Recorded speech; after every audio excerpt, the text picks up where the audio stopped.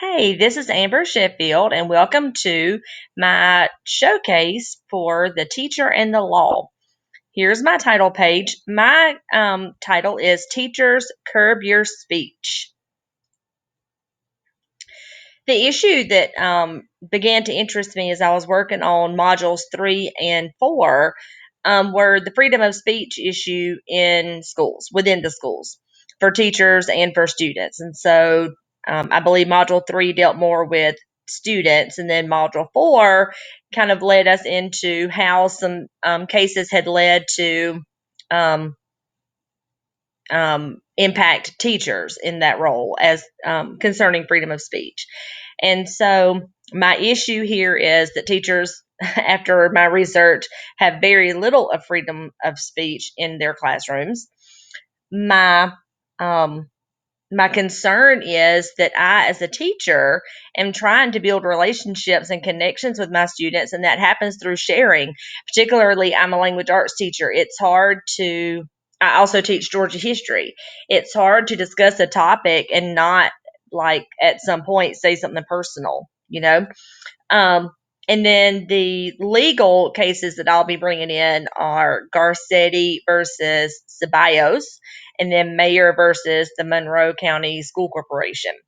And basically, those two cases say no, that I am not supposed to share and build those connections, at least not in that way. So to look at the Garcetti case, I do have a video that is about 2.5 minutes long that will get into, the specifics. It also refers back to the Pickering case, which is important. But in Garcetti, although it does not actually have technically anything to do with education, it was in a lawyer's office, I think the district attorney's office, but it was a lawyer's office. And um, Ceballos had realized that there was some wrongdoing, and so when he looked into this situation, he took it to, like, his superiors, and they decided to proceed with the prosecution of this case. And he then went to the defense attorney and advised them and said, "Hey, yeah, this warrant was not done well." And so the defense even called him to testify in the case when it came to court. And because of that, he was not fired. He was actually, like, demoted, and I think later transferred. Um, and so, but he argued that he had protection of freedom of speech based on the First Amendment. But the big ruling here that later applies to everything else, and that became another big precedent standard, was the fact that he was in his official capacity as a prosecuting attorney, in his government job, basically. And so you can see this has been applied to educators, because basically when we're in our classrooms, we are operating in our official capacity as government employees. What bothers me about this is that I feel like there's never a time that we're not in our official capacity. And I think that these laws have begun to stretch a little bit too far, but nonetheless. So then you come to Mayor. So Mayor was referenced in one of our Module 4 activities. I don't even know which one. And it just struck me like it bothered me. It was like a random thing. I don't think it was anything that we had to actually research, but it bothered me. And so I did research it. And so Deborah Mayer, was a first year teacher in Indiana, and she was she had a mixed group. I don't understand this, but it was a group of third through sixth graders. It was a mixed group of students, and they were using the time, like, I can't think of a better word for it, but anyway, the time that's put out, the little thin periodicals that will have short blurbs, that are appropriate for kids, and they're made for kids to be used in school. So this was school approved text, and because it's mixed groups, it makes me think that maybe it was some sort of, like, maybe it was an ELT time, or some sort of mindset time, something like that. Like, maybe not her normal class. Surely she wasn't teaching 3 grade levels all at once. So nonetheless, The Time article brings up the war in Iraq. This is in 2007, so I mean, this is still a hot topic, obviously in 2007, and more than likely there were probably people who maybe had some military people or whatever. That never gets brought up. I'm just conjecturing. But nonetheless, and so it does, but the war in Iraq gets brought up. And so, and I think obviously there must have been something about protesting. And so one of the kids asks her if she has ever participated in any kind of like demonstration like that.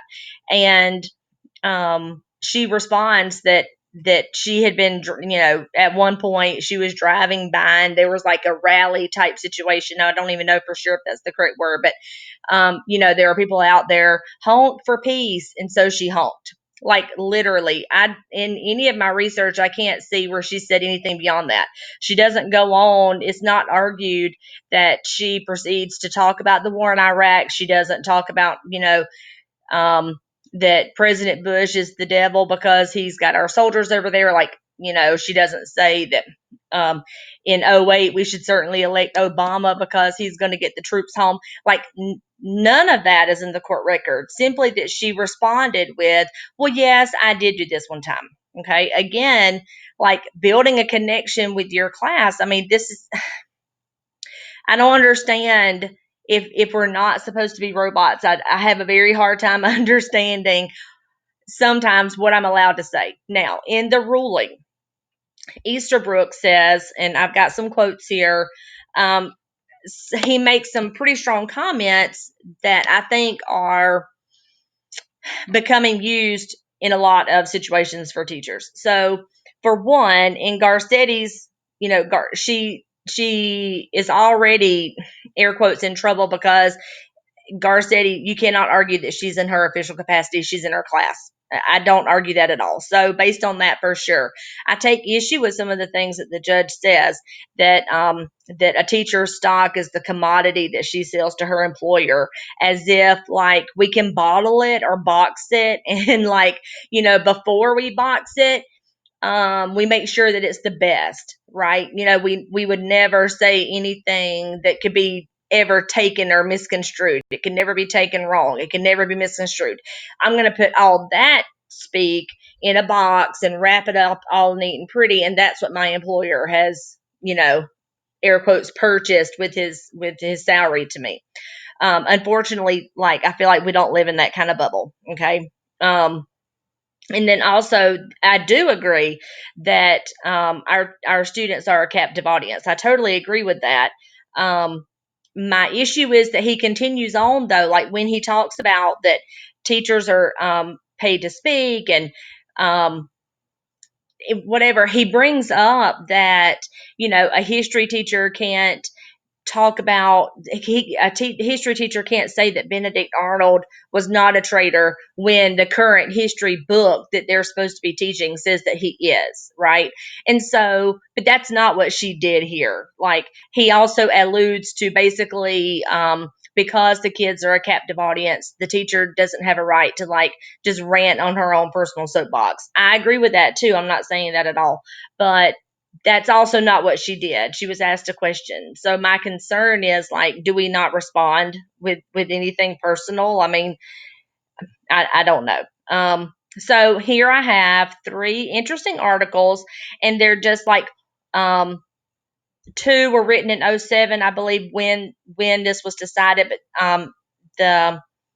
the third one, staying neutral during a certain verdict while it had been released, was written in 2018 by a teacher in Chicago. And it was just very interesting because she says, like, we're not robots, so I like that. In conclusion, and I know this sounds like super negative, and I don't mean it to be. I don't consider myself a super negative person, but in reality, what I've learned is that teachers have, and I've seen this written out. Teachers have less freedom of speech than our students do, and again, a lot of that is because they are a captive audience. It's also because we're in a position of authority. It's also because they're at an age where they're super impressionable. But in reality, be careful what you say, because the law does not necessarily have your back.